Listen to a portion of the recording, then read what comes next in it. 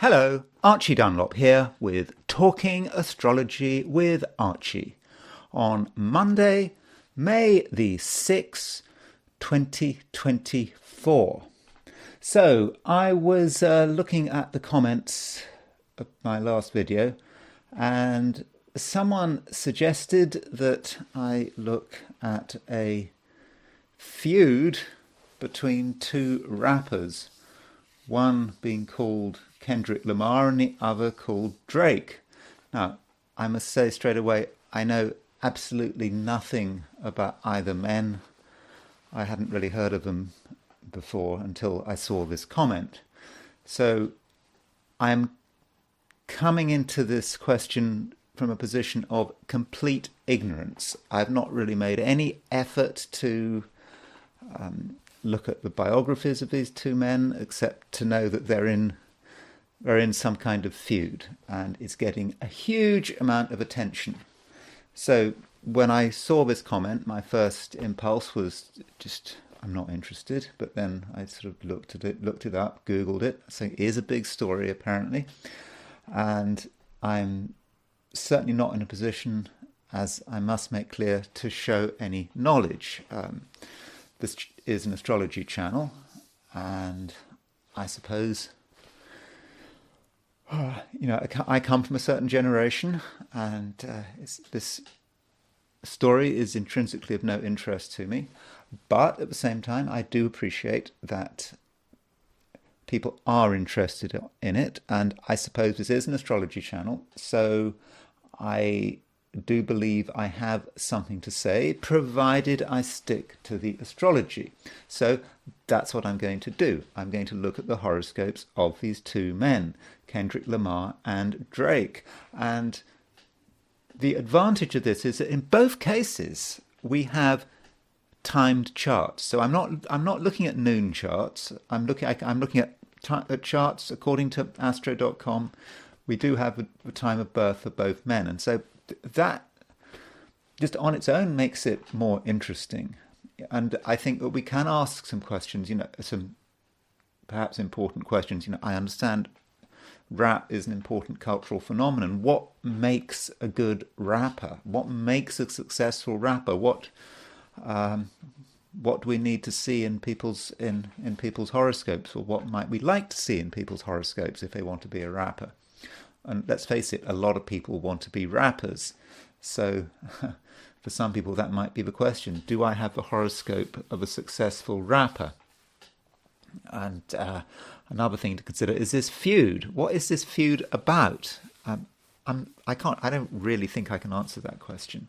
But nonetheless, I did set up a composite chart for the two men. And in fact, I set up two composite charts using two different methods. So that's one thing I'm going to be looking at in this video. And I thank you very much for that suggestion that I look at the horoscopes of Drake and Kendrick Lamar.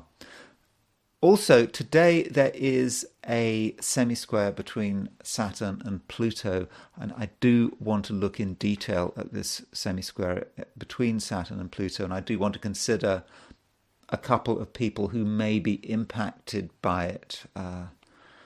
Two people that came to mind were Barack Obama, obviously a former president of the US, and Boris Pistorius, who I believe is the German defense minister. So I'll be looking a bit about this horoscope, this semisquare, and perhaps trying to consider how it relates to the Saturn-Pluto conjunction. So there was a Saturn-Pluto conjunction at the beginning of 2020, and so what's happening now with this Saturn-Pluto semisquare may relate to what was going on in early 2020, which I think was the beginning of the COVID epidemic. Though what I want to do now, before I look at rappers and the Saturn-Pluto semisquare, is consider the astrology and the I Ching for today, which is Monday, May the 6th, 2024. So top left, that is Kendrick Lamar, and on top right, that is Drake. Bottom left, Barack Obama. Bottom right is Boris Pistorius, if you're interested. So this is the chart for today, and you can see that the moon is in late Aries at noon New York time for today. So with this moon in Aries, it's a time when many of us are feeling assertive, when we feel that there are things we want to do, and we don't want to keep our feelings to ourselves, especially as the moon is conjunct Mercury. But the moon is void, of course, at noon New York time. So that means it's made its last aspect, or at least its last major aspect to a traditional planet before leaving the sign. And it does enter Taurus today or tomorrow, depends on where you are. So if you are in London, the moon moves into Taurus at 10:42 p.m. So really late. And if you're in Western Europe, in Berlin or Paris, then it moves into Taurus at 11:40 p.m. So really that means that if you're in Europe, Asia, Australia, New Zealand, I wouldn't worry too much about the moon moving into Taurus because, if you're in Australia, for example, it's going to move into Taurus, late morning tomorrow, Tuesday. So you certainly don't have to worry about it. So I think outside the Americas, you can basically say that the moon is in Aries all day long. If you are in New York or the East Coast, then the moon moves into Taurus at 5:42 p.m., sort of very late afternoon, early evening. So Monday evening, this evening, you will have moon in Taurus, and it may feel that there is a certain change. Things are a bit more perhaps staid.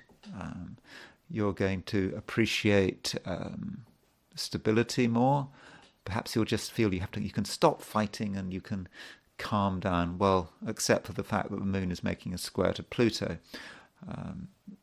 which would become exact later in the evening. But perhaps you shouldn't worry about that too much. If you are on the West Coast, California, Portland, Oregon, British Columbia, then the moon goes into Taurus at 2:42 p.m. So that's sort of mid-afternoon. And so actually, West Coast, you've got a great chunk of the day where the moon is going into Taurus, where the moon is in Taurus. And so in that case, you're in a better position to take advantage of the moon being in Taurus. I suppose the moon is exalted in Taurus. It is moving to a square of Pluto, so there might be a certain sense of silent struggle. You're holding on to something tight. But that is from the mid-afternoon onwards. And looking at the whole world in a general sense, I suppose it's going to be more of a moon in late Aries day than a moon in Taurus day. The main aspect today is probably going to be a moon conjunct Mercury. At least the main lunar aspect is moon conjunct Mercury. And even if you are in the West Coast, on the West Coast, California or Hawaii, Alaska, even if you're there, the moon and Mercury are still in the same part of the sky. And so with the moon conjunct Mercury, wherever you are, it is good for communication, because the moon is about emotional communication. Mercury is about sort of more intellectual communication. And so there is a sense in which we really can get our message across. And we can do it in a fairly natural and spontaneous way. And with that Mercury in Aries, we're not going to want to hold back. And so perhaps if you have got something to say, really, well, maybe now is the time to say it. There is also a semisquare between Saturn and Pluto. I will be talking more about this semisquare later in the video, after I've been through the 12 signs, after I've done an I Ching reading. Then I will be talking about Saturn-Pluto. And this Saturn semisquare Pluto is really a big deal. It's two outer planets coming to a 45-degree aspect of one another.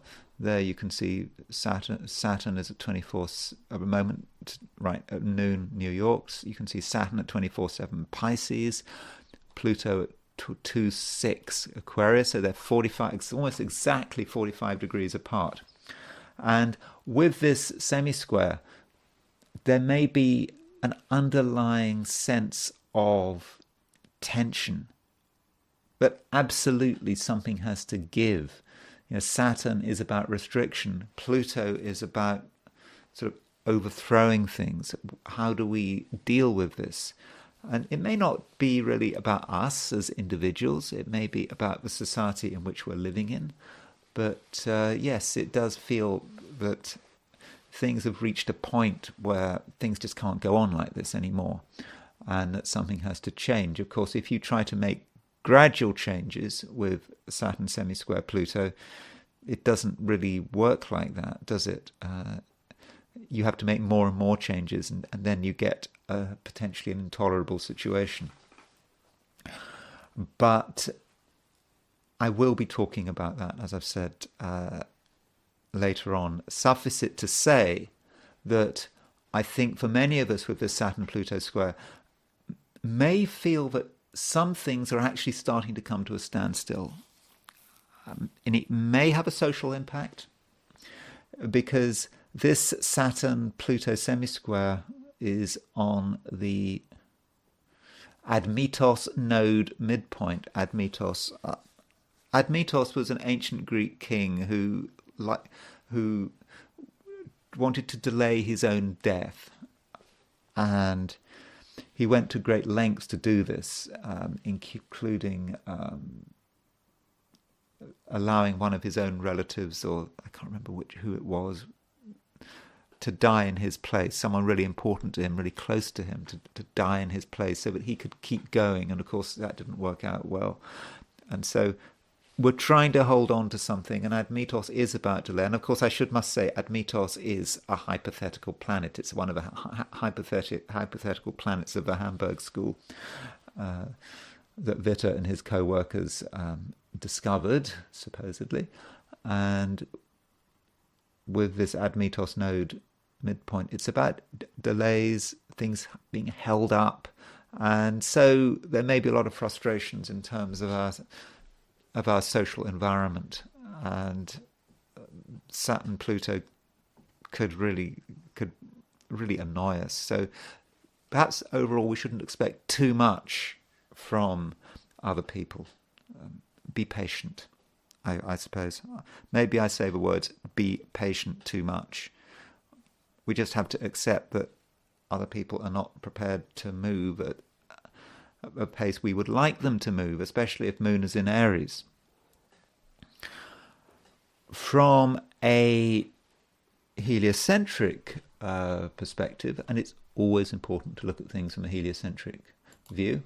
Let's see what's going on. I haven't actually checked what's happening today. So, okay, so here are the heliocentric positions. Again, I am not necessarily saying that anything is going on of any interest. What we're seeing here, just a reminder that Mars is now starting to move towards a conjunction of Saturn. So that's a heliocentric Mars-Saturn conjunction. We very recently had a geocentric Mars-Saturn conjunction. And the heliocentric Mars-Saturn conjunction does have similar connotations. It is about delay, things getting more difficult, concepts of death and destruction, and it's not doing anything yet, but just a reminder that it is starting to happen. That's the first point about this chart. Another point to make is that Jupiter and Neptune are beginning to make a sextile. So there's heliocentric Jupiter at 2414 Taurus, Neptune at 2740 Pisces, slowly making its impact felt. I would have thought a Jupiter-Neptune sextile may be quite beneficial. It could be about spirituality. It could be about, I mean, spirituality just is a bit vague, isn't it? But I suppose people having maybe an optimistic view about what is possible in terms of maybe their political ideals or their spiritual and philosophical ways of looking at the world, thinking about what is possible and being over-optimistic. Well, certainly being optimistic and maybe over-optimistic as well, but it's not there yet. It's just something that we perhaps should be aware of. It just might be useful to consider it. So overall, I don't think there is... Oh, one thing. Yes, there is something going on here. The main immediate aspect going on heliocentrically is Mercury making a sextile to Mars. You see, there's heliocentric Mercury, 4 degrees 14 Capricorn, making a sextile to Mars, which is at 523 Pisces. So Mercury is a fast mover. That's telling us something about today, Mercury sextile Mars. So if Mercury is sextile Mars, that does mean that many of us are able to communicate very well and very powerfully. That's Mercury sextile Mars, and the sextile gives a bit of talent to it. So if there's something we want to say, I think that this heliocentric sextile is certainly going to help us. So consider, is there a message that you need to communicate? And if you do have an important message today to make today, then maybe the cosmos is going to help you out because of that sextile between Mercury and Mars. And that's the heliocentric picture. And now I want to consider the 12 signs. Now, there is not a great deal happening today. I mean, the main aspect is that moon conjunct Mercury, but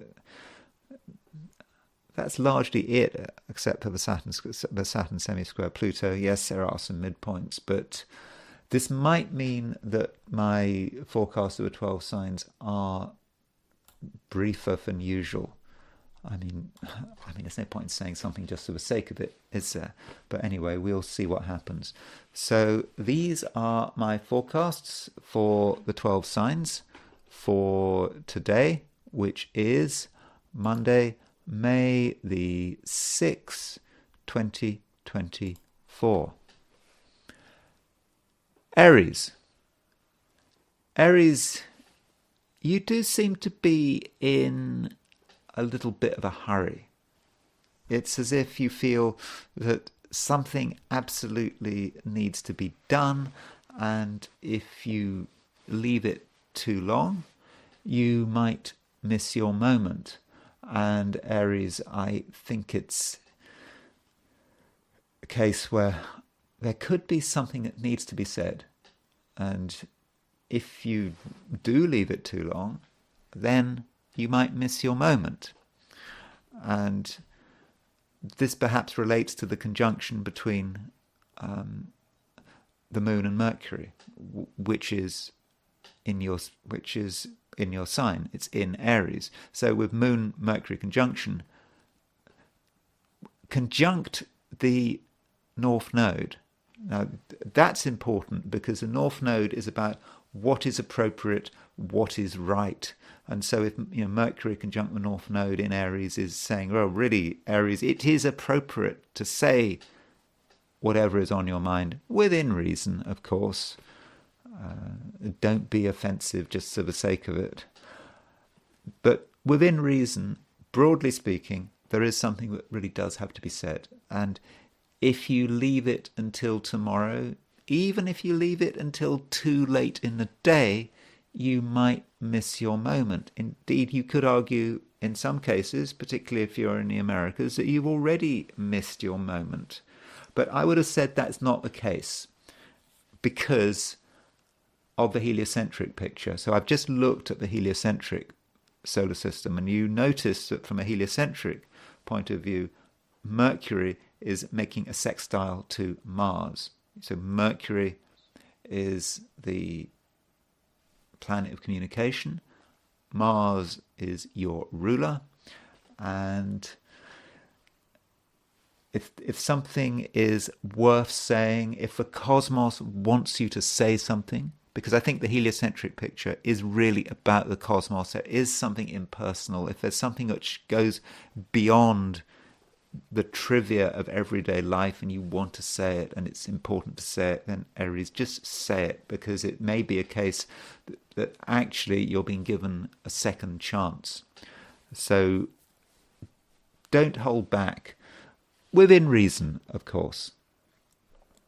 So really, that's probably the main thing happening today. I think that you do have the capacity to create change.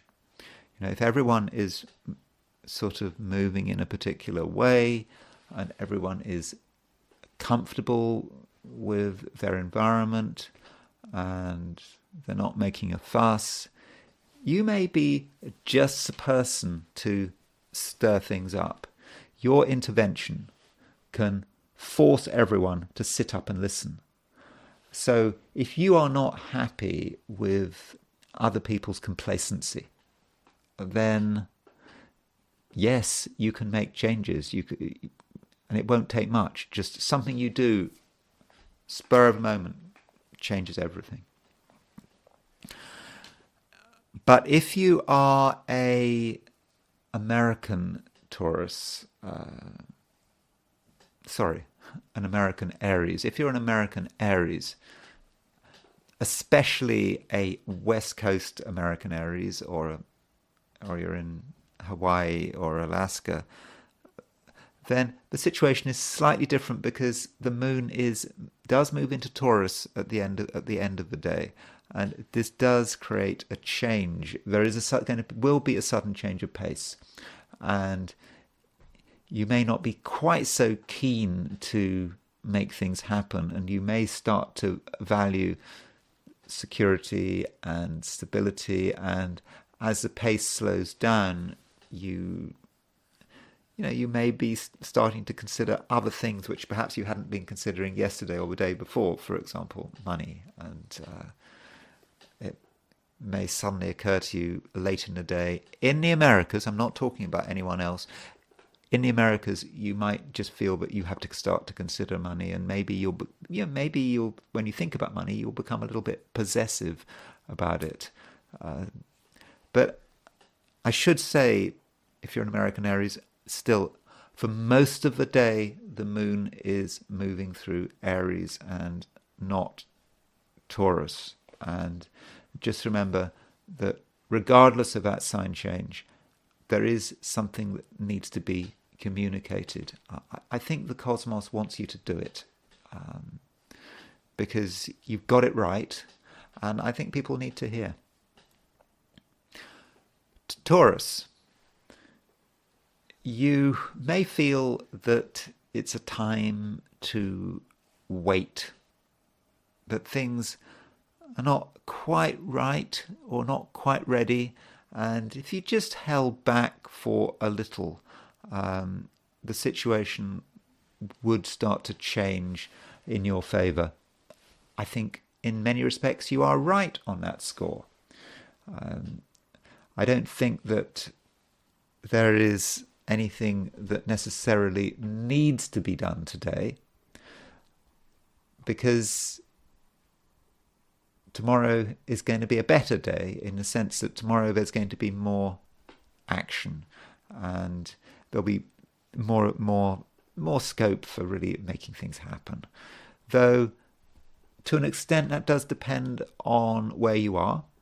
If you are an American Taurus, then the moon does change sign. It changes sign from Aries into Taurus. It happens late afternoon, very late afternoon if you're on the East Coast, mid-afternoon if you're on the West Coast. And so, yes, American Tauruses may have a sort of sudden sort of call for action towards the end of the day. But this action is not necessarily going to be dramatic. It will suddenly feel that you move from a situation where you're spinning your wheels, not really getting anywhere, until you might just feel that you have traction, and that you can start applying yourself. But it is happening late in the day, and it just may be too late to get anything really positive done. And so even if you're an American Taurus, you may have to wait until tomorrow, like everyone else, to take advantage of the moon being in your sign.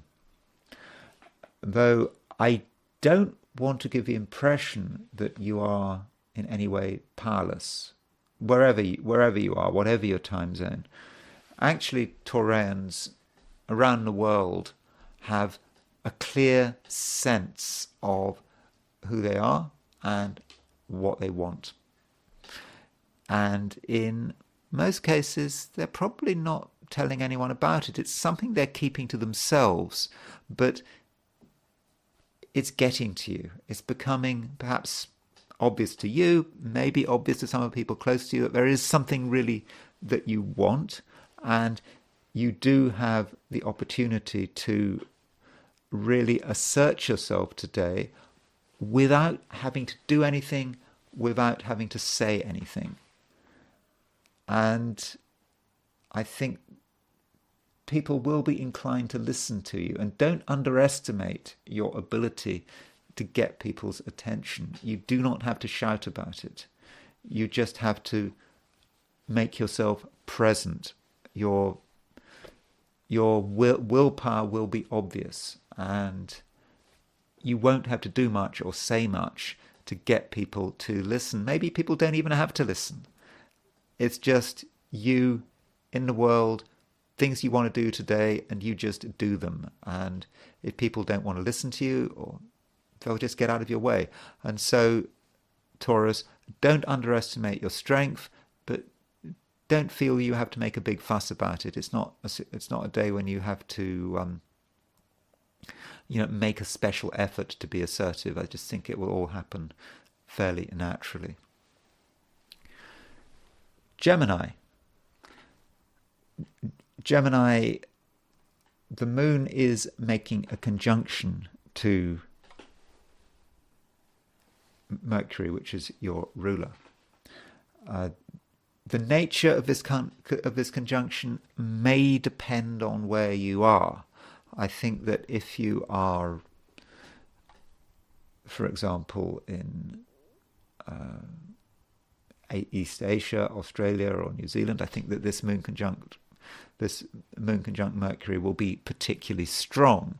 If you are, for example, in California, it may not be quite so powerful, but even then, the moon and Mercury are in the same part of the sky. If you look at an astronomy program like Stellarium, you would see that, Stellarium for example, you'd see that the moon and Mercury are close to one another, relatively speaking. And so, Gemini, this stuff does give you a good opportunity to say what's on your mind, to tell people what you think, and perhaps also to be persuasive. I mean, if you hear things that you don't like and you think that your view needs to be heard, then don't hold back, and don't delay. I know you might be a typical Gemini, and you might be analysing, is this the right thing to do? Should I say this? What if no one likes what I say? Well, yeah, you can keep analysing the situation. But if you analyse a situation too long, you will miss your moment. And I think that you're particularly at risk of missing your moment if you're in the Americas. Because the moon is really starting to separate from this conjunction between the moon and Mercury. And it might feel that you have missed your moment. But as I was telling Aries, from a heliocentric perspective, there is a sextile between Mercury and Mars. And Mercury represents your ruler, and Mars is just in general the planet of assertion. And so with Mercury sextile Mars, you're able to really push forward whatever you want to say. And it doesn't matter if the moon is no longer conjunct Mercury. It doesn't matter if it's separating, because that heliocentric sextile between Mercury and Mars gives you what you need. Though perhaps what we can say is that if you had got your message across earlier, you would not have had to say it with such urgency. But because it's getting a bit late, you may have to make a special effort to be heard. I mean, you don't have to be so dramatic, but don't be afraid of giving your message a bit of power and a bit of spark. I won't say be aggressive about it, but just be a bit loud and insistent. That's Mercury sextile Mars. Remember that I'm talking about it from a heliocentric perspective. And I think in the end, Gemini, I'm really confident that you can say what you need to say. And I also think that it's not just a negative message that you're coming up with. It's a message which clearly indicates that you have a certain amount of expertise. And I think if you've got some expertise, it could be anything, whether it's music, art, business, whatever. People need to hear about this expertise because people might not know about it, or maybe had forgotten about it. So tell people in no uncertain terms about your expertise, and perhaps demonstrate it. A short demonstration of what you can do is perhaps even better than explaining it, because you can argue with words, but you can't really argue with a good demonstration. Cancer. Right now, the moon is in Aries. So from a Cancerian perspective, that means that you are in a strong and dynamic position, and it's a time when you should be, really pushing through with your agenda. And it's the beginning of a week. I suppose it's the beginning of a week. I never know quite when the week begins. Some people say that Sunday is the beginning of a week. Other people say it's Monday. But with the moon in Aries, you can make things happen. But the moon is in late Aries. It's about to change sign, and you may feel that there's a little bit of a hurry. There's something you're quite trying to get done, and there's a message that you are trying to impose, and it seems that if you don't get a move on, you might have missed your chance.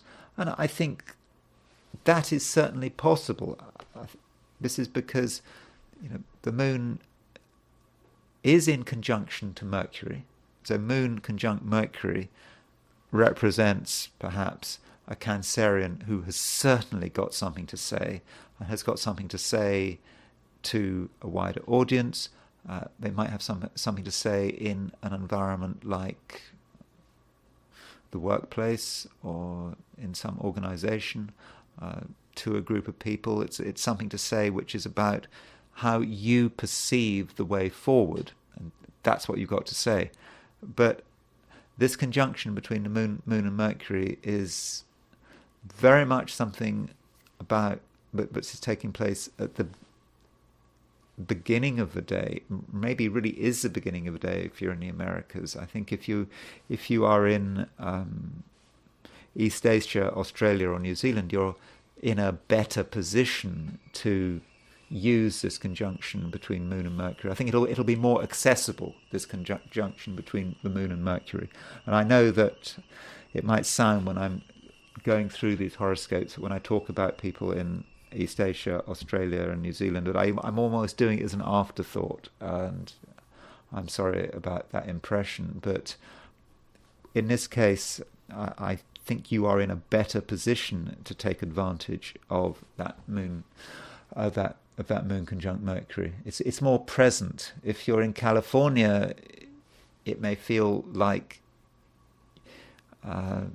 you're trying to say something and everyone's moved on, and you're still trying to say it, but other people are thinking about something else, so you're going to have to make a special effort.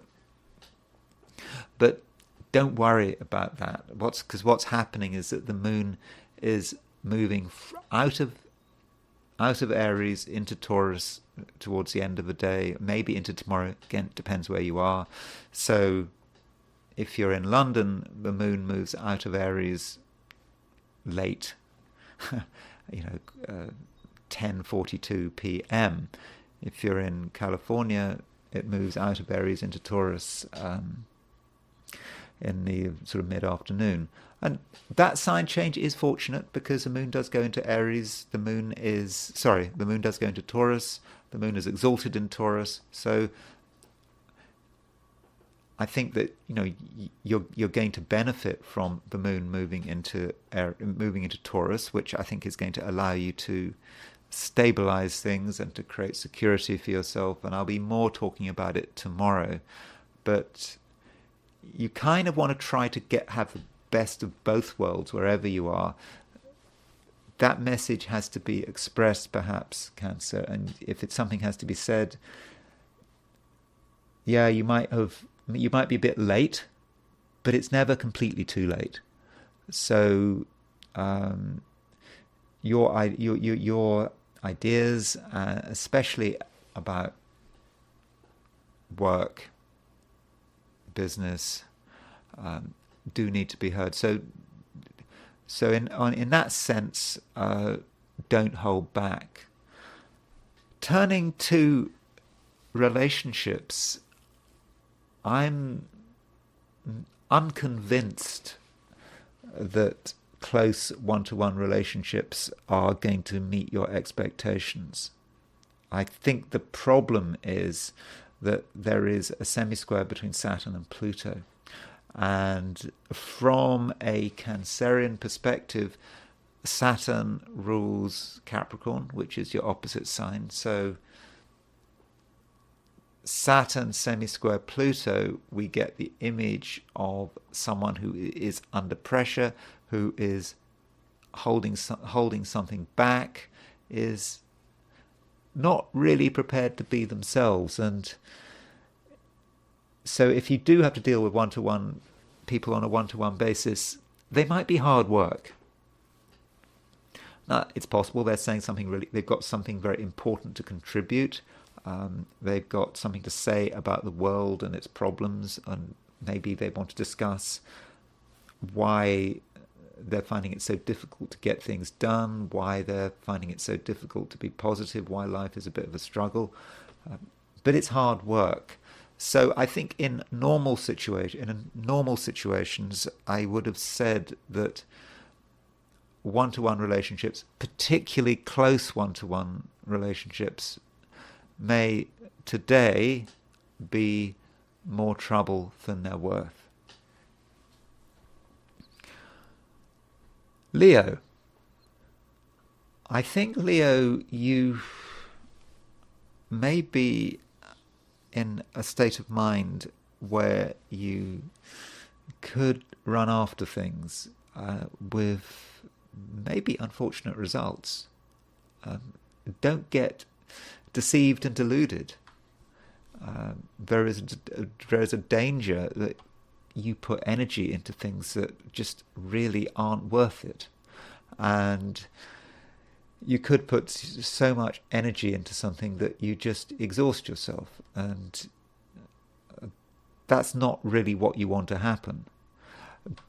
And in some cases, Leo, there is a danger that you start getting involved in something which is maybe quite unfortunate, dangerous, risky. In certain cases, there may be a sense of sleaze. It's exciting, but where exactly is it leading? So I would have said, Leo, if in doubt today, don't. It doesn't have to be done. If it's because what is exciting can also be dangerous. And so perhaps, Leo, you should just stick to the straight and narrow. At the same time, I'm not telling you that you have to have a boring day. There are things that need to be explored. You have got an active intellect. But if you've got an active intellect, you can use your active intellect in order to understand things, to make sense of things. But you don't actually have to physically go and put your ideas into practice. And perhaps that's the problem. There are things that are attractive, but let them remain attractive in a theoretical sense. Just work them through. You don't actually have to go out there and try them out for yourself, because when you do start putting things into practice, things might not work as you expect. So use your active intellect, and if possible, don't make commitments. And at the same time, even with other people, a lack of involvement might be worth considering. Because, there are people out there who are quite obsessive.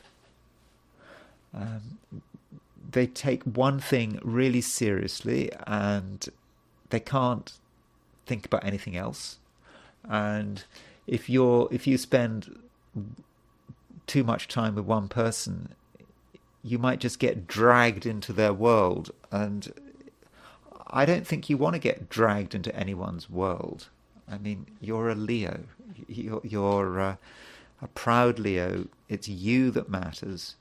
And if you get dragged into someone else's world, into someone else's complications, your sense of who you are could be just ignored, and you might feel that you can't do anything, that you lose control. So I would suggest that you try to be as independent as possible today. I think you can be independent. You can make yourself available. You can talk to people. In fact, you should talk to people today. But you should talk to people about things which are not too heavy. There's lots of interesting things to discuss, possibilities to discuss, but no need to make commitments. In fact, today you absolutely should not be making commitments. You should just be exploring possibilities rather than getting dragged into situations which essentially you don't really know where they're leading. Virgo, you are feeling that you'd like to do something, like to say something, but you're wondering whether the time is right.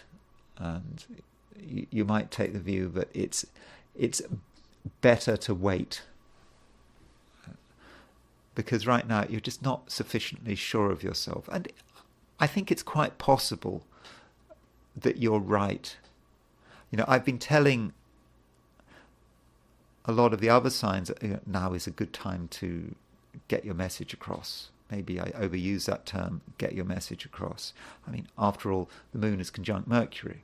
And, Mercury is your ruler. And so you could say, well, that's the time, isn't it? Good for saying what's... good for telling people what's bothering you. But Mercury is just not. It's not just about the message. It's about the way you're thinking about it. And what may be happening in many cases is that Virgos are considering what's going on around them. They are taking it all in. They're trying to make sense of it all. It's hard work. Nothing is easy. But it does feel as if you're actually getting there. You're beginning to understand what you want to do, what you don't want to do, and if any communication is taking place, it's happening on an inner level. You're communicating with yourself, you're balancing things, and you're perhaps coming to some important conclusions.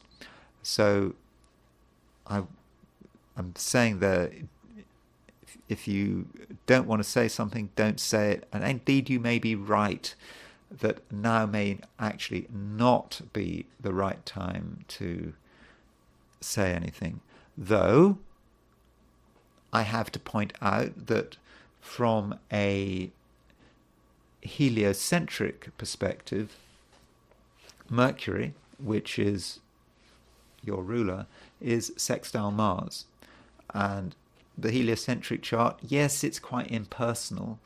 The heliocentric chart doesn't have an ascendant. The moon is in the same place as the moon is in the same place as the Earth.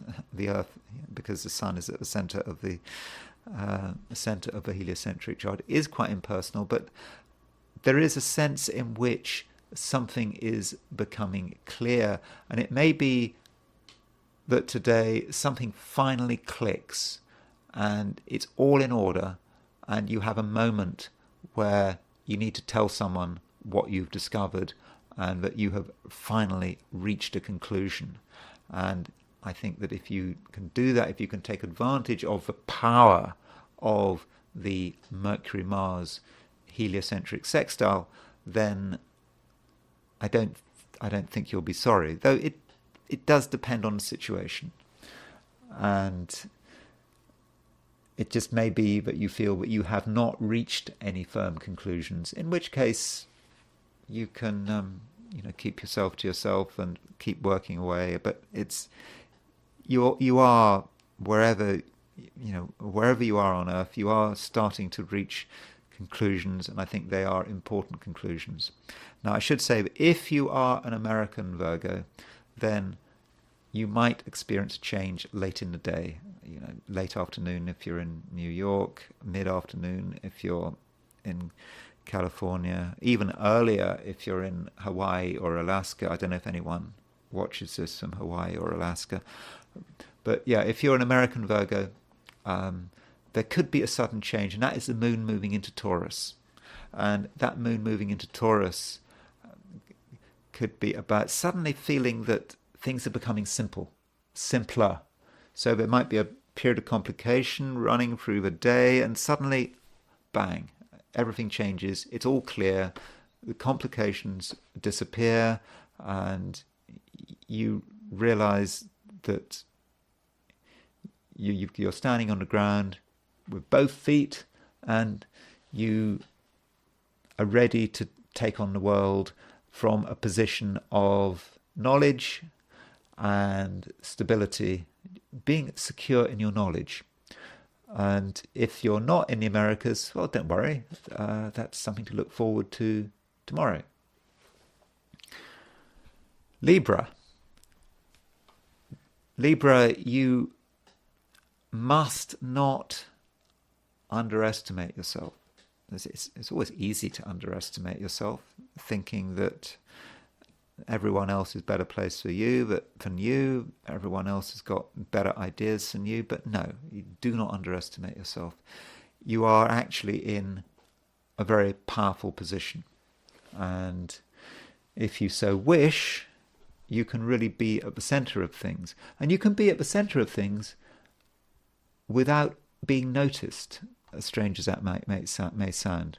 And I suppose it's connected with your willpower. You've got very strong willpower today. Remember, Venus is your ruler, and Venus is in Taurus. So, yes, that suggests Libra, but you've got a strength of purpose, and that strength of purpose is making things happen. And so, if there's something you want to happen and it's not happening, then ask yourself, what do you need to do to make it happen? In many cases, it's just enough to think it and to just act in your own way to make it happen. And then I think the people around you will just naturally configure around your objective. And I think that in that way, you're capable of being gently manipulative. So for many Librans, they can actually they can actually make things happen without anyone knowing what they're doing. And that's great for a Libran. Librans don't like to stick their neck out very often. They don't like to make a big show of being too assertive. But I think today, yes, you can exercise a very powerful influence on the world, but as I said, it's in a way that is quite non-confrontational. Though when you are dealing with other people, you are starting to realize that some people are not as straightforward as you thought they were. And I suppose this is especially the case if you're dealing with people that you don't know very well, but you're starting to see a side to their personality that perhaps you hadn't seen before. You're realizing it's not as straightforward as you'd imagined, and you're starting to see the cues. So I suppose if you meet someone for the first time, you're sort of open-minded, but then I suppose you observe them. You listen to what they say, you look at what they do, you maybe observe their body language, and you watch and you watch and you watch, and then you see the cues. They do things and they say things, and you're saying, well, that doesn't make sense. That must mean this and that and whatever. And then you realize that potentially you're dealing with a different person than you thought you were dealing with right at the beginning of the relationship. So your assumptions about other people, and it could also be about people you know very well, but some of your assumptions may be being challenged, and it's just important not to have a fixed image of any person in your life, whether they're an important person or someone peripheral, someone you've only met yesterday. Just do not have fixed images because those images at the very least are going to have to change a bit, and in some cases they may actually have to change quite dramatically. And in the process, I think it's, I've talked about cues. You need to listen to everything that people say. They might be talking nonsense, it might be small talk, it might seem to be irrelevant, but everything that people says gives you a clue. And I think over the course of the day and into tomorrow, the big picture is going to start to form. And I mean, this might also be connected with the fact that we have got a slow build up towards a new moon. I mean, the new moon, I understand, is not until Wednesday, but I think you're perhaps starting to feel it. The fact that perhaps you're at the end of a cycle, the lunar cycle is coming to an end, and perhaps you've been experiencing certain people and situations for a long time.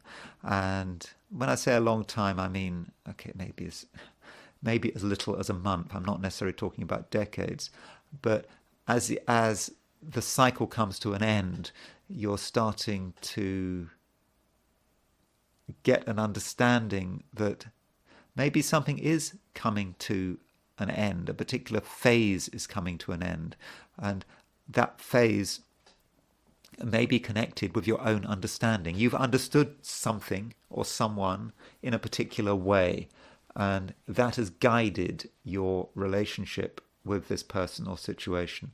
But what's happening now is new information is coming your way. You're starting to process it.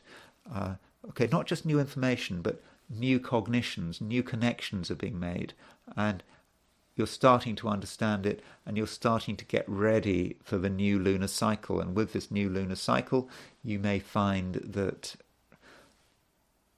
your relationship to something that seemed simple is now going to be more complicated, and with new complications come new decisions. And so soon you may have to make some decisions, but I don't think today. There's still information coming your way that does need to be processed. Scorpio. I was looking at the heliocentric chart in this video, and I pointed out that in the heliocentric chart there was a sextile between Mercury and Mars. And of course, Mars is your ruler. So with Mercury sextile Mars, that is quite energizing. And it gives us the idea of you being able to express yourself. I mean, that makes sense, doesn't it? Because Mercury is a planet of communication. Mars represents you because Mars is ruler of Scorpio. So they're in sextile. So that represents relatively easy communication. Not totally easy communication.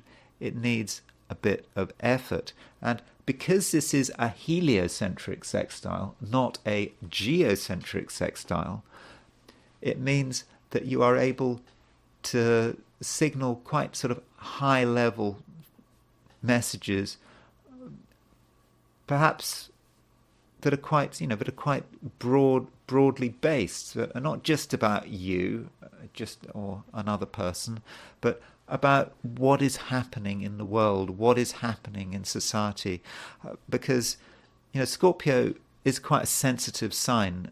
It's quite intuitive.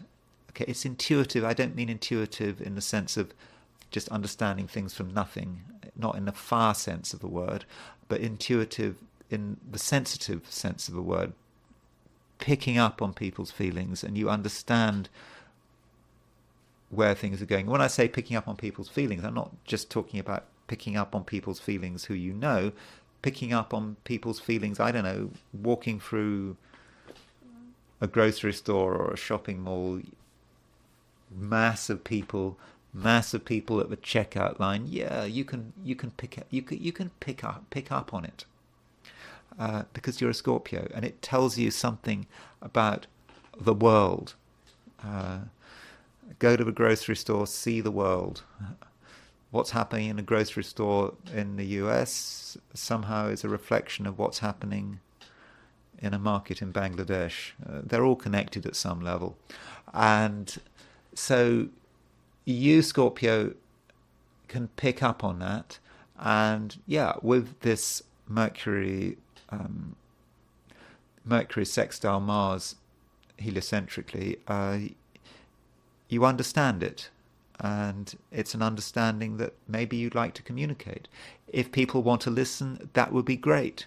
If people don't want to listen, well, really, that's their problem. You can only do your best. And on a more down-to-earth level, Scorpio, I do think that today there are a few things that need to be finished off. I mean, I know it's a new week and new beginnings, all that kind of thing. I mean, I take the view the week starts on Monday. I don't know about you. I don't think the week starts on Sunday, whatever the calendar says. But new week, but you realize that some things are incomplete. And therefore, Scorpio, it's down to you to make sure that they're all finished. It's a pain. It's probably not your fault. Someone else has been negligent. They should have sorted it out. Maybe you told them to sort it out. They should have worked it out for themselves, but they didn't. But something needs to be finished off. It's not going to take long. It shouldn't be a problem. And once it's finished off, you will be in a better position to take on the world and perhaps to interact with certain sort of important people, important in the sense that they need to be dealt with, negotiated with, but perhaps you're not quite ready. And that, I suppose, is particularly the case if you really do have to deal with significant individuals. You kind of know you have to deal with these significant individuals, but you're not quite ready. And so, for example, if you've got an important meeting this week, for whatever reason, then maybe if you think about it, you're not quite ready for that meeting. And so what you need to do today is going back to preparation, making sure that you are ready. And I do think that is something you can do. Sagittarius, you are in a state of mind where you are picking up quite a lot. Sagittarius does not have a reputation for being especially sensitive, but I think that today you are quite sensitive. I think there's a lot you're picking up on. I think if you open your eyes, you can look at how people are behaving. You can get a feeling for what's bothering them, what's on their mind, and that could put you in a good position in terms of knowledge. But at the same time, there is some danger that you're a little bit overwhelmed. You just know that you're not being given the entire picture. I think that's the problem. You know it. You can feel it. And this means, Sagittarius, that in many cases you're going to have to work it out for yourself. That's annoying. You would expect people to be honest with you, to tell you the truth, to tell you what's wrong, but this information isn't coming your way. And so, yes, you have to work it out, or at least it feels that you have to work it out. And I think you'll make good progress, but I suppose you mustn't jump to conclusions, because you're having to make assumptions, and emotional sensitivity is perhaps not really your forte. And so there's a certain sense in which you're on unfamiliar territory. Another approach, though, Sagittarius, is to perhaps take the view that you don't actually need to worry about what anyone else is thinking or feeling. And maybe the thoughts and feelings that matter are your thoughts and feelings and your subjectivity. It's okay to be completely subjective today. To just have your own views, have your own prejudices, and just to live these views and prejudices, especially if you're not engaging with anyone else. You're just in your private, creative world, not making assumptions, not making judgments, accepting that your view of the world is completely subjective. And in this way, Sagittarius, you may be able to create something that is, in its own way, quite wonderful. So if you are, for example, a Sagittarian artist, then I think it looks like being a good day. But we're all artists in our own way, aren't we? Okay, I know some of us aren't professional artists. Some of us feel we don't have the talent to categorize ourselves as artists. But do try to consider yourself in that sense. And if you are creating something and you feel you're engaged in creating something, it's just very important that you don't feel that you've got all the time in the world. There are moments to be creative, and there are moments to be focused and organized. And those moments of creativity need to be savored and cherished, and you need to make the most of them. And so feverish, self-centered, subjective work might be the order of the day. And at a certain point, you're going to look at what you're doing and you're going to say to yourself, well, that's great, but it needs to be grounded, and it needs to be given permanence. And giving things permanence is always where the hard work is. It's easy to have inspirations and to get really into something for 5 minutes or 10 minutes or a day. That's really easy. But can you make it a permanent part of your life? And maybe for some Sagittarians, that is the real challenge. And so, you perhaps have to work on your inspirations and your creations, and you realize that it's actually quite hard work at a certain stage. Maybe not just today, but as you move into tomorrow, you start to realize it is hard work. But don't worry. If you're honest with yourself, you'll realize that it is actually worth it. And I think that you can be helped by someone else's encouragement. I think it's one person, could be a couple of people, but there are a couple of people who are ready to give you real encouragement. You need to hear some encouraging words. You don't have to be influenced by these encouraging words, because we're talking about what you are creating. We're not talking about joint ventures or anything like that. But encouraging words, powerfully spoken to you, can have a big impact on your state of mind, and can also encourage you to move forward with whatever you're working on. Capricorn. The main aspect today is a semisquare between Saturn and Pluto. I'm sorry to bring it up. I think that yesterday I was a little bit negative about Capricorn. A little bit negative. Where today I have to talk about, so when I say yesterday, I mean over the weekend. But this Saturn semisquare Pluto does matter, because Saturn is your ruler, and it's semisquare Pluto.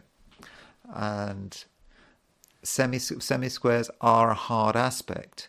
And with this Saturn semisquare Pluto, it may feel that things are hard work. that things don't come easy, and that if you want to get anything done, you have to be almost obsessed about it. Not just get things done, but also break free from whatever shackles you might feel are holding you back. You can't just gently move out of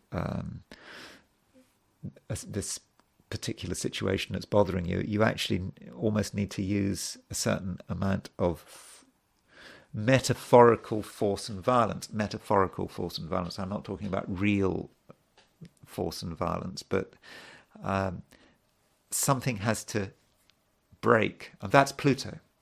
Pluto is not a flexible planet, especially when it's in Aquarius. It's about struggling. It's about reaching a point where something has to give, and that's perhaps what this semisquare between Saturn and Pluto actually is about. Now, there is a positive side to this Saturn-Pluto semisquare, and it is very simply that it may give you a huge amount of power. Pluto is a small, low-key planet. Remember, it's so small it wasn't discovered until 1930. But in astrology, it seems to represent this hidden dramatic power that you can bring to bear. So if you are in a situation, Capricorn, that is just really intractable, is difficult, and you're wondering how you're ever going to get out of it, I think Pluto is perhaps giving you an answer. You maybe cannot get out of it gradually.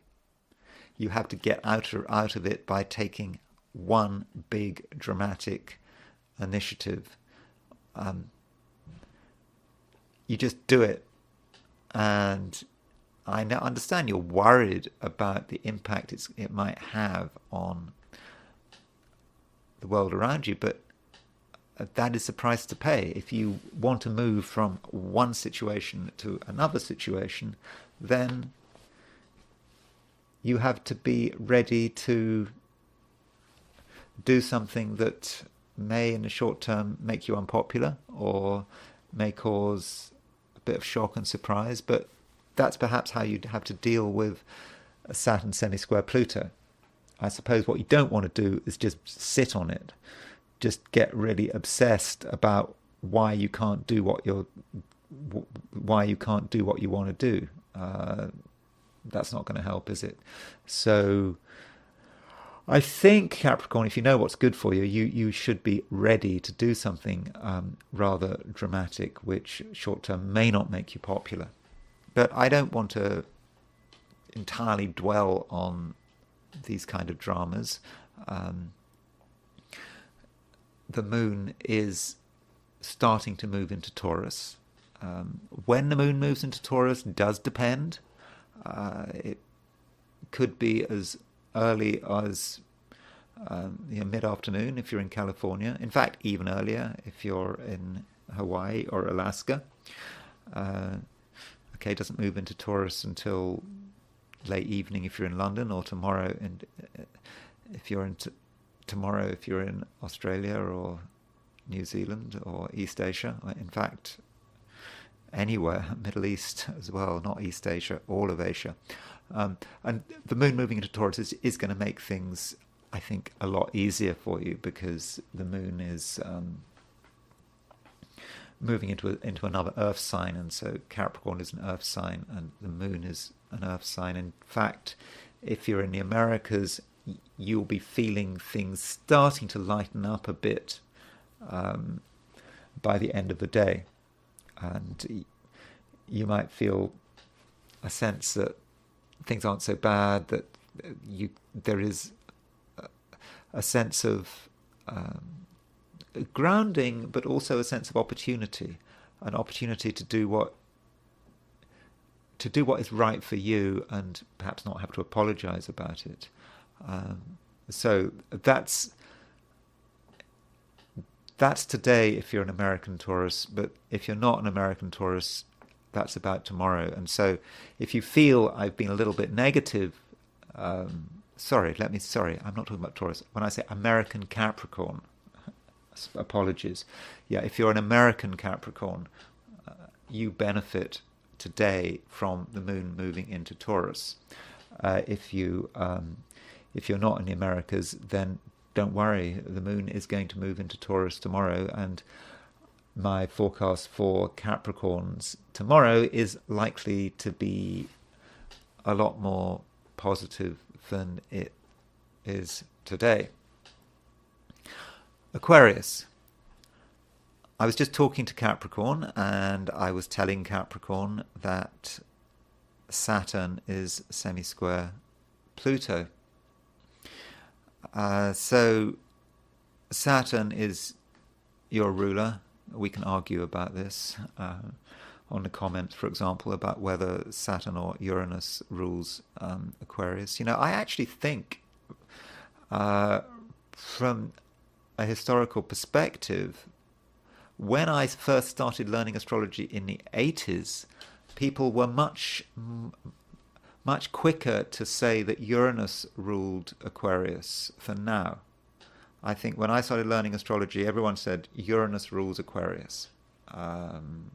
That was a view in the 1980s. I think since the 1980s, there's been a much more willingness to suggest that Saturn rules Aquarius, and in fact, in many ways, it has become quite mainstream to say that Saturn rules Aquarius. And I think the reason for that is that sort of late 80s, early 90s, you had a big traditional revival, and I think it was that people who were just getting a bit sick of modern psychological astrology, and so they started to go back to traditional rulerships. So that's some background there with Saturn and Uranus and Aquarius. I think I'm saying that Saturn does rule Aquarius, and I think there's a greater willingness now to accept that Saturn rules Aquarius than, say, in the 1980s, which I think in many respects the 1980s was peak psychological astrology. But I'm digressing. The point is that Saturn is ruler of Aquarius, in my opinion, and it is semisquare Pluto. And I don't think this is necessarily such a big issue. I don't think it's so problematic as it was for Capricorns, and I think the reason is that Pluto is in Aquarius. So Pluto's at the beginning of Aquarius. It's exactly 45 degrees from Saturn. So with that Pluto at the beginning of Aquarius, that does give you a certain amount of power and control because it's in your sign. I understand that Pluto is starting to go retrograde, and Saturn represents everything that might be holding you back. Could be people's concerns, worrying about irrelevant matters, could be worries about money, all the reasons why you can't do what you'd like to be doing. And it's also your ruler. And I think that today you are certainly aware of your boundaries, and you're aware of the current limits to what you can do. But with Pluto semisquare Saturn, I think that you have the capacity now to absolutely address these limits. I think it will occur to you that what is restricting you is not as strong as you had imagined. You might have thought that there was no way you could do something. Now, when you look at it, you're starting to see possibilities. You can say, if I can change this and this, if I can bring this barrier down, then I can actually see what's on the other side. And so I think that that Saturn semi-square Pluto for you is actually quite positive, and I think that you're starting to realize that you are in a position where you can really transform your position in a way that is entirely fortunate. But it's not a one-day wonder. This may take you weeks, could even months, maybe not even till the end of the year. Remember, Saturn, Pluto later in the year leaves your sign, goes back into Capricorn. So then you might have to sort of reconsider the best ways of changing yourself and your immediate environment. Then it comes back into Aquarius, and then things will be really clear. But what you mustn't do, Aquarius, is be too reliant on other people. Aquarius is an independent-minded sign. It works best when it's independent-minded. It does things its way. And if you are too reliant on other people, and I'm not really necessarily talking about one-to-one relationships, I'm talking about the group as a whole. If you're reliant on the group as a whole, on all your networks and whatever, you're likely to be very disappointed, because I don't think people are going to deliver. They might say they're going to deliver, but they're not going to deliver. Or if they do deliver, they might be very, very late in delivering. Yeah, by the time they deliver, it might be too late. So do try to be as independent-minded as possible, and that's a longer-term message. Though I think it's reflected in the shorter-term message, because the moon is at the moment is late Aries, moving into Taurus. I understand that from an Aquarian perspective, Aries and Taurus are very different signs, but both signs are, from an Aquarian perspective, are at the bottom of the chart, and so they're quite personal, introspective places. And that sign change from Aries to Taurus, when the moon is in late Aries, early Taurus, from an Aquarian perspective, it is quite introspective. It's about doing things your way, and so really there's no need to rely too much on other people. You can do things your way, and I think that is the right way to go about things. So overall, stick to your principles, and also try to get a sense of what you want and what is holding you back, and what you can do to remove whatever is holding you back. Pisces, you should make some effort to consider what other people are saying and doing. After all, Mercury is making a heliocentric sextile to Mars. So from a Pisces view, Virgo is your opposite sign. And so as Virgo is your opposite sign, we can say that Mercury is ruler of Virgo. So if you want to know about other people and their impact on you, it's always a good idea to look at what Mercury is up to. And what is Mercury up to? Well, from a heliocentric perspective, Mercury is sextile Mars. And so there are people who are trying to say something, and they're saying it in quite a clever way, and I think in many cases they're speaking from a point of view of knowledge, and you would perhaps be advised to listen. And though just because someone says something doesn't mean you have to listen to it all. You have to listen to it, but that's true. But you don't have to take it on board. And I think that you will be very good today, Pisces, at reading between the lines.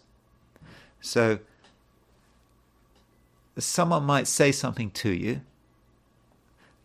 and they might be trying to give you a particular impression. And you can listen to what they say, and you'll be able to pick out what is true, what is a lie, and what is a distortion. And that will put you in a very good position. Because if anyone can pick up lies and distortions, it's a Pisces. Pisces are just good at that. And so you can almost sort of understand what's happening in the world through other people's lies and distortions. And, you know, I suppose people are going to be telling the truth as well. And I think you have to realize that different people have different levels of trustworthiness. If Mercury sextile Mars heliocentrically is working well, then you're gonna hear people being very, very direct, not using complicated words, not using a lot of words, just using simple language, just being very clear about it. And those are the kind of people that you can rely on 100%. But if people are using a lot of words, using complicated words, then you can do some good sorting. And you can sort out, as I said, the difference between truth, lies, and distortions. And as I said, I think that you're going to be very good at that. And at the same time, for many Pisceans would perhaps be advised to give a little bit of consideration to money. Just thinking about money. And it may be that there's some financial transaction or something that's owed to you that it's just not quite complete. And you almost can't be bothered with it. But I would suggest that you are bothered with it.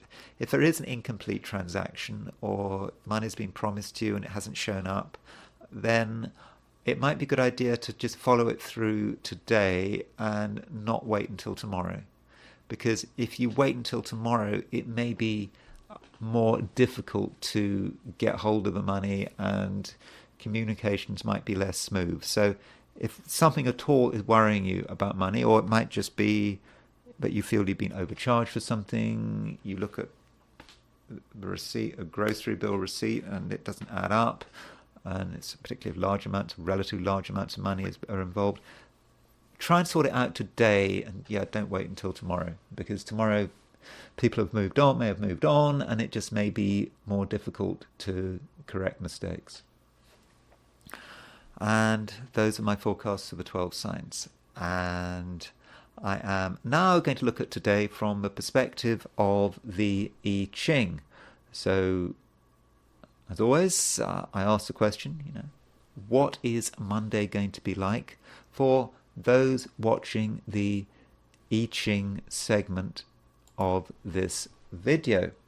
And the first hexagram I got was pushing upward. Now, none of the lines were moving. So when you've got a situation where none of the lines are moving, you can say that the hexagram is locked.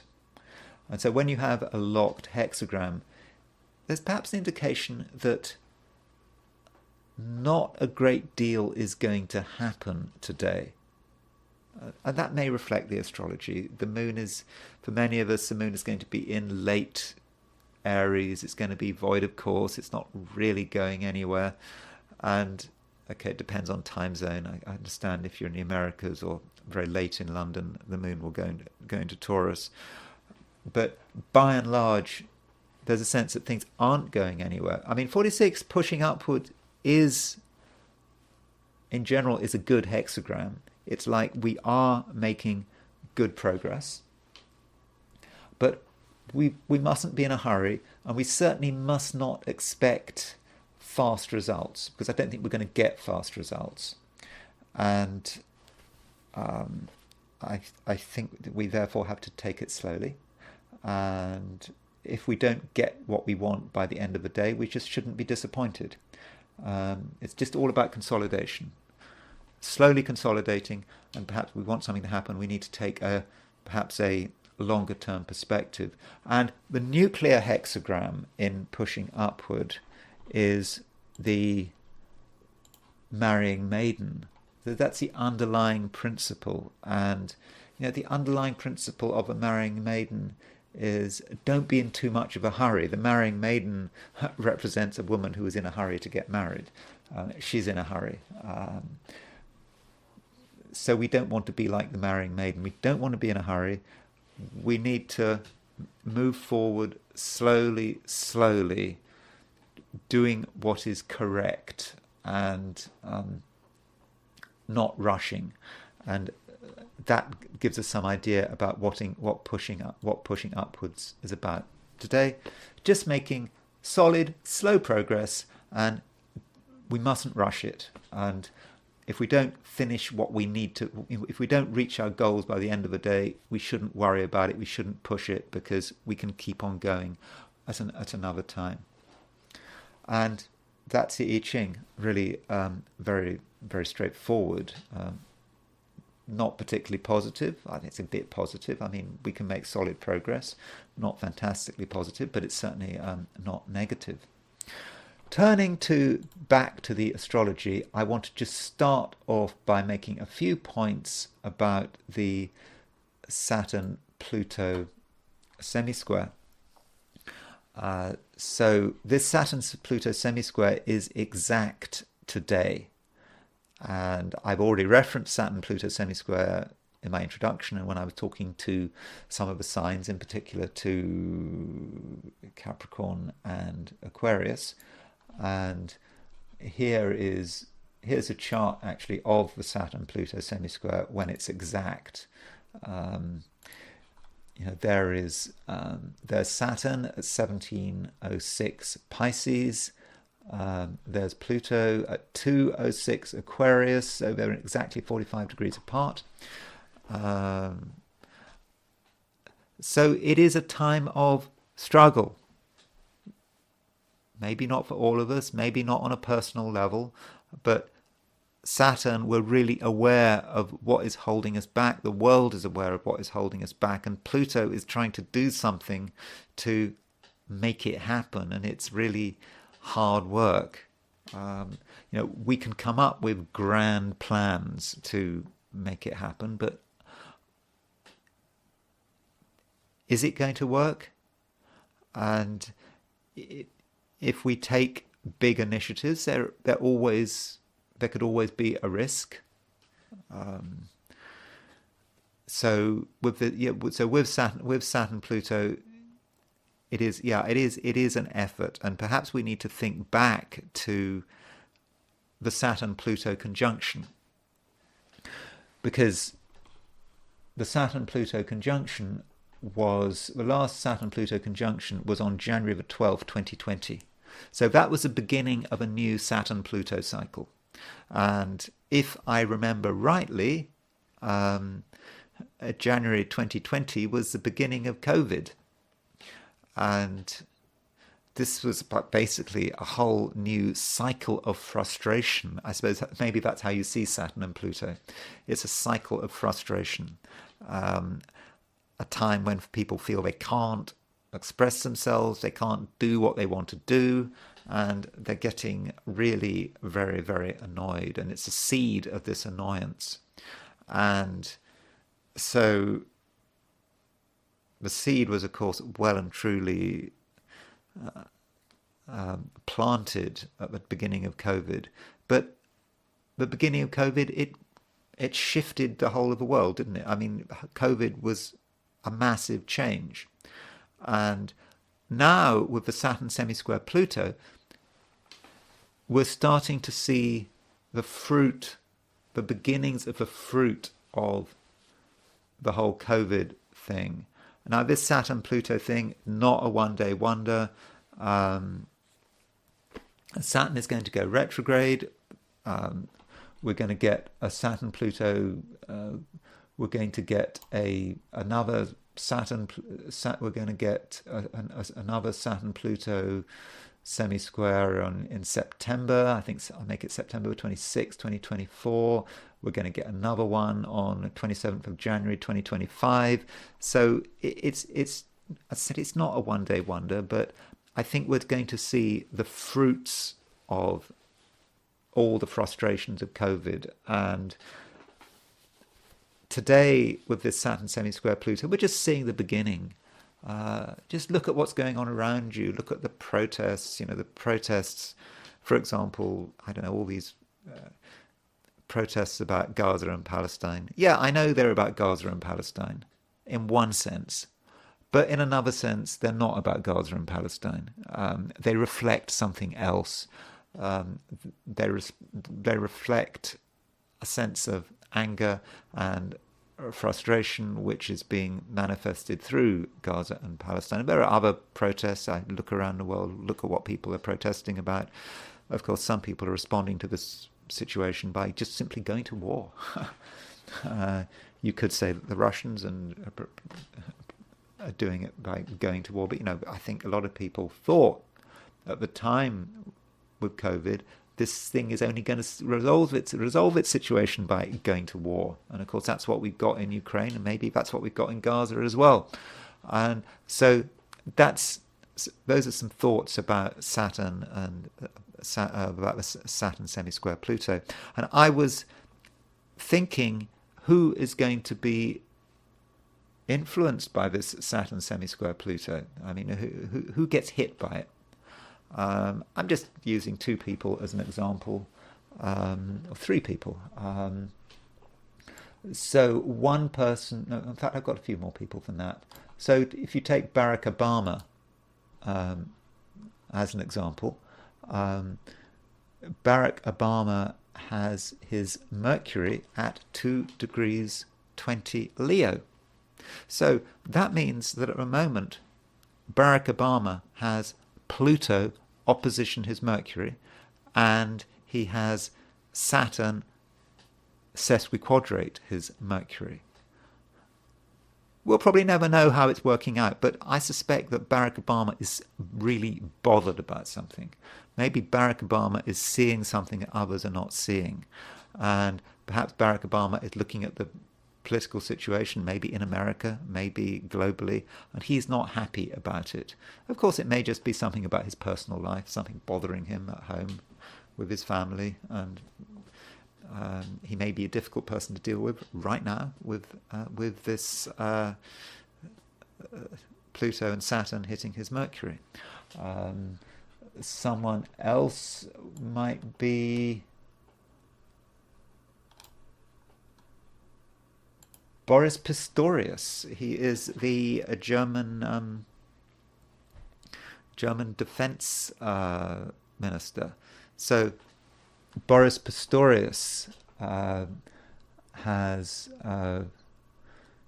his Mercury at 1653 Pisces. So Boris Pistorius has Saturn opposition his Mercury right now, and therefore he has Pluto semisquare his Mercury right now. Now, I don't have his time of birth, so it's not necessarily going to be exact, but so we can say it's a broad time where Boris Pistorius' Mercury is under a lot of pressure. So Boris Pistorius is a big neocon hawk. He wants to pursue this war with Russia, with everything Germany's got, in spite of, I think, being a socialist politician, supposedly.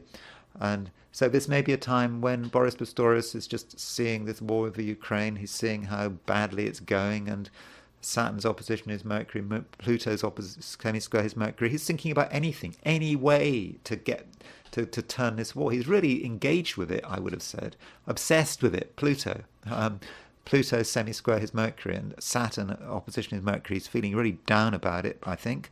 But Pluto, he's trying to work out what to do. But of course, when people are in that kind of situation, they're always a little bit dangerous, aren't they? And one other person would be Nigel Farage. Nigel Farage, we do have a time of birth.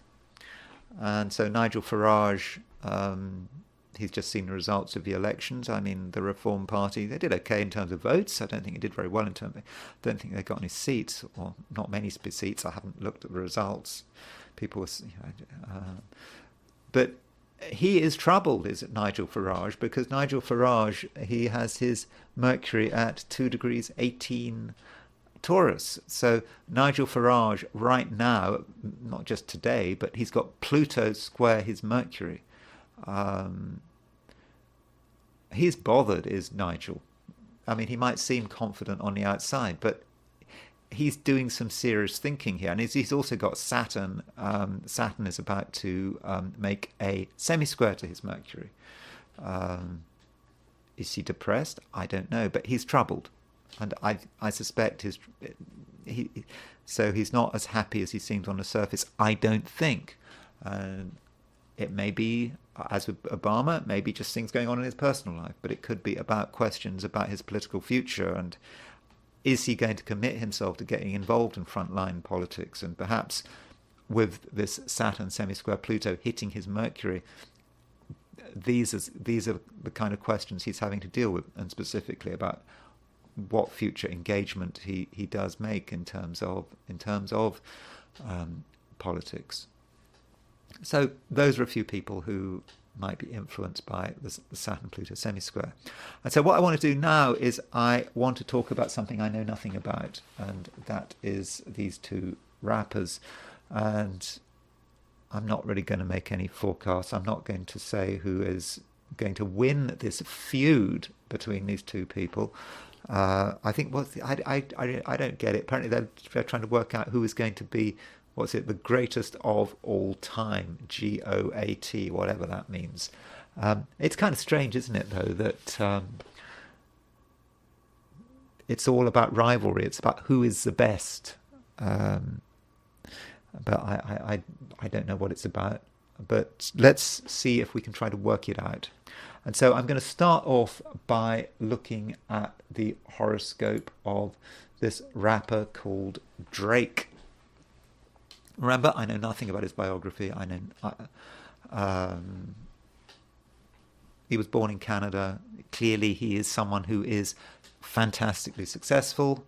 And you'd expect his chart to show his lyrical ability, being able to produce words spontaneously, words that rhyme, words that have power, and of course someone who is able to be fantastically successful.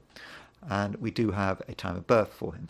So looking at Drake's chart, his moon is absolutely fantastic. That is an absolutely fantastic moon. And we should not forget that the moon is a planet of communication. But I'll just tell you why Drake's moon is fantastic. Firstly, he's got the moon in Cancer. Moon is in its own sign. Okay, that's good. Secondly, he was born at night. And the moon is a nocturnal planet. So the moon likes it in a nighttime chart. Secondly, the moon likes being above the horizon at night, and clearly the moon is above the horizon. Thirdly, the moon is a feminine planet, and it likes being in a feminine sign. Moon is in Cancer. So, a brilliant moon, and when people, performers who have the moon in this kind of position tend to do really well, because the moon is also about the public. It's also about how they respond to the public. And moon is in the 11th house. It's a nice house for the moon to be in.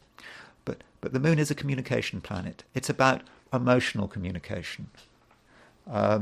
Some people communicate through their moons. Some people communicate through their Mercuries. For example, Donald Trump, who has moon in Sagittarius, I feel that that's more his he has moon in Sagittarius, Mercury in Cancer. I think that Donald Trump communicates more through his moon in Sagittarius than his Mercury in Cancer. But Drake's moon is in a far better position than Trump's moon. And so that is how he communicates. And that moon is made even stronger by the fact that it is trine Jupiter, and it's trine Jupiter in Pisces. Jupiter is in its own sign. The moon is in Cancer, which is the exaltation of Jupiter, and it's in a trine to Jupiter, and the moon is applying to the trine of Jupiter.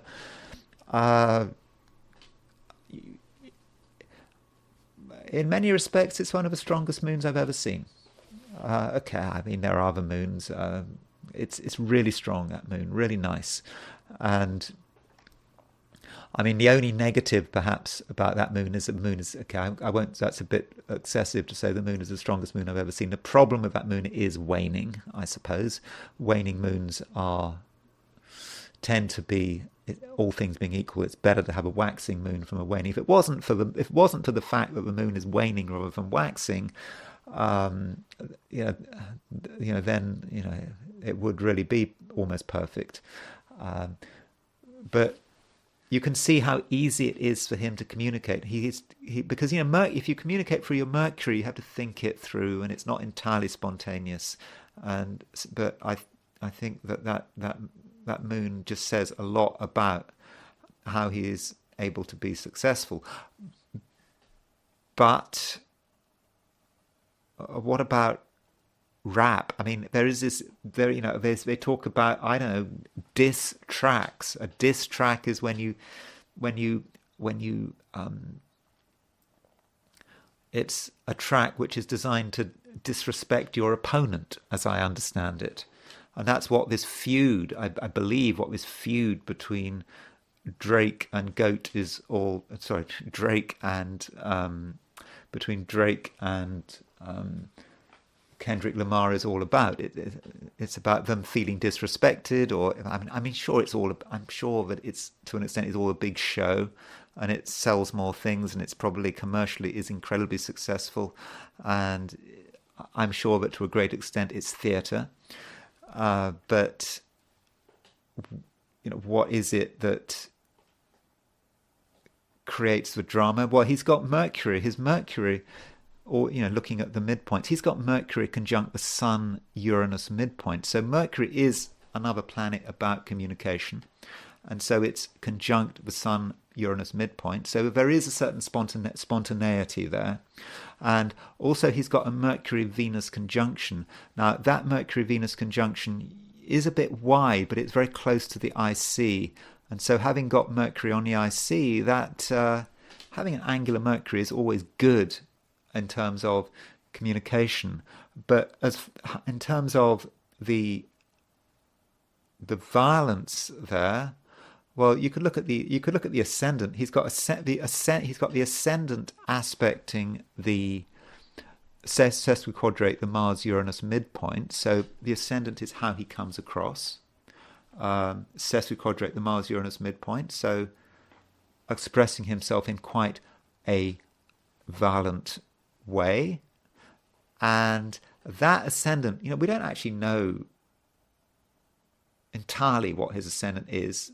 Okay, if he's born at 2:31 a.m., assuming he really is born at 2:31 a.m. and that is it, he has got his ascendant at 29 degrees 51 minutes Leo. In fact, he's got his ascendant right on Donald Trump's, same ascendant as Donald Trump. If Donald Trump had been born a minute later from his published time, Donald Trump would have Virgo rising. But the point about 29:51 Leo, it is Regulus.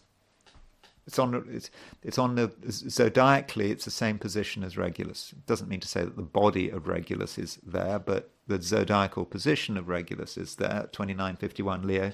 So that is very proud. It is very regal. It's someone who takes himself very seriously, and has, I would have guessed, quite a big ego. And as far as some of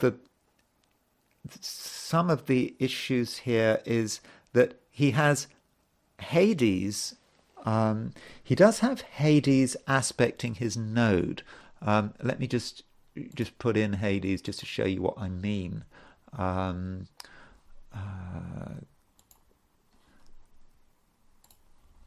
So if we put Hades in, there is Hades, and there is his. Can you see his Hades is semisquare his node, and he's got Hades and the node on his sun-moon midpoint. So if you've got Hades on your sun-moon midpoint, remember, Hades is a hypothetical planet connected with death, garbage, and the underside of life. So if you've got Hades on the sun-moon midpoint, you can show this Hades. Hades is can be about bad words. It can be sometimes be connected with the underside of life, trash, whatever's difficult in life. And so you'd think that having Hades on the sun-moon midpoint, semisquare Hades, semisquare the node, that's a problem. But maybe it's also about being able to take these concepts, Hades, difficult concepts, everything that's wrong with society, and I suppose if you can communicate it to people, then that's going to be immediately appealing. So perhaps what he's doing is he's able to harness Hades semisquare the node. Hades semisquare the node can be associations with problematic, dangerous, and maybe in certain cases it can be about associations with criminal people, can be, but it's all hitting his sun-moon midpoint. So maybe he's able to harness it, and maybe it's able to contribute to his success. So that's Drake's chart. One thing to notice about Drake's chart, and Drake and Kendrick Lamar are born quite close together. Kendrick Lamar, as we'll soon see, is born in 1987, and they both have Saturn and Uranus in Sagittarius and Neptune in Capricorn. So we shouldn't forget the generation of which these two were born under. So they've got Neptune in Capricorn. So if we could look at Kendrick Lamar's chart, looking at those generational planets first, both got Saturn Uranus. Both got Saturn Uranus in Sagittarius. Both got Neptune in Capricorn. Both got Pluto at around 7 Scorpio. So this is a Saturn-Uranus conjunction generation. There is the tension of that Saturn and Uranus. So if you can speak to that tension, Saturn is about restriction, Uranus is about overthrowing something, and it's in Sagittarius. It wants to sort of communicate, though perhaps in quite a crass kind of way. That's Sagittarius. So perhaps they're both expressing that. And Neptune in Capricorn, the generation of Neptune in Capricorn, from a generational perspective, I've heard it said that Neptune is exalted in Cancer. Neptune is not exalted in any sign whatsoever, by the way. But I did read a book when I was starting to learn astrology, which was claiming Neptune was exalted in Cancer. I think I would read that as saying Neptune has an association with Cancer, and no kind of rulership or exaltation in Cancer. But there is an association there, perhaps, in which case the opposite sign to Cancer is Capricorn. And I just don't feel that Neptune, in a generational sense, works in a particularly good way in Capricorn. Not because it's unfortunate for those who have Neptune in Capricorn, but it's unfortunate for Neptune. But people are not really able to express Neptune in the way it should be expressed. Neptune is about transcending things. It's not about these ephemeral things like money and whatever. But Neptune in Capricorn, you're trying to transcend through money. So it's like you're getting through to people, breaking barriers, but it's really all about making money in the process, getting stuff. And I think that that's what you can see with all of these people who have Neptune in Capricorn. It's not just Kendrick Lamar or Drake, it's Taylor Swift, I think Taylor Swift's got Neptune in Capricorn. A lot of these, these people born around here have got Neptune in Capricorn. It's not just about breaking barriers. It's about you reaching out to people. But the key point about reaching out to people is to get money through reaching out to people, and that's perhaps a problem about having Neptune in Capricorn. But looking at Kendrick Lamar's chart, it's different. It is a very different chart. I would have said that Kendrick Lamar's chart is much less spontaneous. Okay, the moon is in a water sign. You can see moon is in Pisces. That's very nice. Being very sensitive, but it's not anything like as strong as Drake's moon. This is a moon that, it's a daytime chart. The moon does not like being in a daytime chart. The moon is below the horizon. If it's a daytime chart, the moon does prefer to be below the horizon, and it's in a feminine sign, but it's not in its own sign. So the moon is just not as strong, and this is more of a Mercury chart rather than a moon chart. He's got Sun in Gemini, Sun opposition Uranus. It's much more positive. It's much more, much more self-created. It's perhaps more about style and trying hard to make something. I think that Drake is more, I would have said Drake is more natural, doesn't have to think about it so much, I would guess.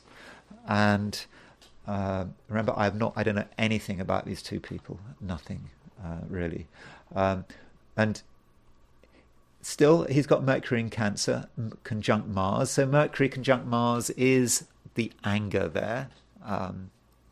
I'm able to express anger. Mercury, Mars is, I don't know, if you want to write diss tracks or create diss tracks and you've got Mercury conjunct Mars, whatever a diss track is, well, I think it's about disrespecting someone else. Having Mercury conjunct Mars is certainly going to be very useful. And having Sun opposition Uranus, again, very, that shows the the anger and the irritation there. Jupiter on the descendant can be about benefiting from other people. I remember I went to when I was learning astrology. Who was it? It was a history. I was doing this astrological history class, and it was taught by Nick. This is what Nick Campion said. I don't know what Nick Campion's doing at the moment. He always said that if you've got Jupiter on the, I think he said that if you've got Jupiter in the seventh, it helps you benefit from other people. I think that's what he said. And Kendrick Lamar's got Jupiter in the seventh, so maybe he's been able to benefit from other people with that Jupiter. It really does help him get in contact with people who can help him. Maybe that's really helped him in terms of the beginning of his career. But overall, I'd be honest, I find Drake's chart much more interesting and more powerful. And I just think that Drake's chart, I'm not talking about winners and losers, but I just feel that Drake is more of a natural than Kendrick Lamar, just looking at their two charts. I then want to just briefly compare the two charts using composites. And the standard composite chart is created by, you take the midpoints of each chart. So you take the sun and the sun of the two, Kendrick Lamar and Drake, you find the midpoint. Then you do the midpoint of the sun, you put sun on the chart. You put the midpoint of a moon, you put it on a chart. And you keep doing that. So you've got the sun, all the planets down. But then what about the ascendant and the midheaven? So the standard composite approach is you take the midheaven composite and then you use a table of houses. I don't know if you've ever used Raphael's Ephemeris, you're not going to see, there are tables of houses at the back of Raphael's Ephemeris for London, Liverpool and New York, but I'm not going to confuse you with that. But depending on the latitude of the place you're meeting, and then you read off from the table of houses the ascendant. So that's the standard way of creating a composite chart. So if we look at the their composite chart. So this is their composite chart using that technique. Now there's the ascendant, which is their composite ascendant is 25, 28 Virgo. For where? I don't know. I just took some. I think I took latitude for New York. But don't worry too much about the composite ascendant. You can. It is a bit of an issue there. So perhaps what we should. But I think it is going to be around 23 Virgo, regardless of latitude in the Americas. So we could see in that from a composite point of view. So this is a chart for both of them put together. And you can see that Mercury is rising. Mercury is close to the ascendant. And so that would indicate communication, people talking. And at the same time, all this disrespect and rivalry. I suppose you've got Uranus on the IC. This Saturn-Uranus conjunction, particularly the Uranus, is on the IC. And so that might sort of create some instability there, and maybe constructive instability. And perhaps we can see actually how these two men are working together, can actually work very well together. And even this feud, which might seem all about disrespect, but they must be making a lot of money out of it. And so there is Mars at 28, 23 Aries, and there is its trine, the Sun-Venus conjunction at 28, 22. So that wonderful Mars conjunct the Sun, Mars trine their Sun-Venus conjunction in the composite, perhaps shows how constructive their relationship can be, and even how constructive their feud can be. Now, there is another way of creating a composite chart, and that is by taking the midpoint, not of all their planets, but taking the midpoint of where they were born, what their time of born. So you take their 2 times of birth exactly, you take the time halfway, you take their longitude, you take the halfway point of their longitudes, and you take the halfway point of their latitudes, and you get this chart. And so it creates an artificial point. February the 19th, 1987 at 2:17 p.m. is halfway between their times of birth, and that longitude and latitude is halfway location-wise. And I think that is a nice chart because it does show that generational thing of their Saturn-Uranus conjunction that they were both born on is conjunct the midheaven. That's nice, how they can benefit from it. Also notice the moon conjunct Pluto.